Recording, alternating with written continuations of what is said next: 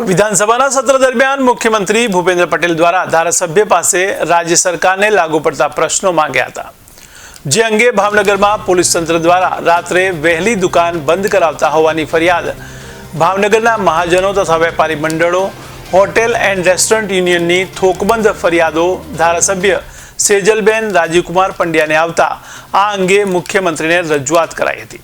ત્યારે ગુજરાત સરકારના ગૃહ વિભાગને મુખ્યમંત્રી ભૂપેન્દ્ર પટેલે સૂચના આપતા ગૃહ વિભાગના અધિક મુખ્ય સચિવ M.K. દાસે ગુજરાત સરકારના શોપ એન્ડ એસ્ટાબ્લિશમેન્ટ એક્ટની જોગવાઈ અન્વયે ભાવનગર મહાનગરમાં નોંધાયેલ દુકાનો, હોટેલો 24 કલાક ખુલ્લી રાખવા જરૂરી કાયદો અને વ્યવસ્થા જળવાઈ રહે તે રીતે પોલીસ અધિક્ષકને જરૂરી કાર્યવાહી કરવા સૂચના આપી હતી।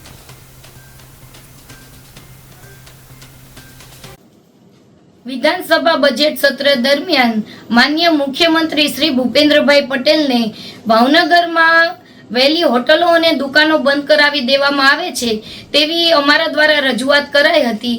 તે સંદર્ભે ગૃહ વિભાગના મુખ્ય અધિક સચિવ શ્રી M.K. દાસજી દ્વારા ગુજરાત સરકારના શોપ એન્ડ એસ્ટાબ્લિશમેન્ટ એક્ટની જોગવાઈ અન્વયે ભાવનગરમાં નોંધાયેલી દુકાનો અને હોટલો 24 કલાક માટે ખુલ્લી રાખવા દેવામાં આવે તે સંદર્ભે પોલીસ અધિક્ષક શ્રીને જરૂરી કાયદો અને વ્યવસ્થા જળવાઈ રહે તે રીતના અમલ કરવો એવી સૂચના આપવામાં આવેલ છે।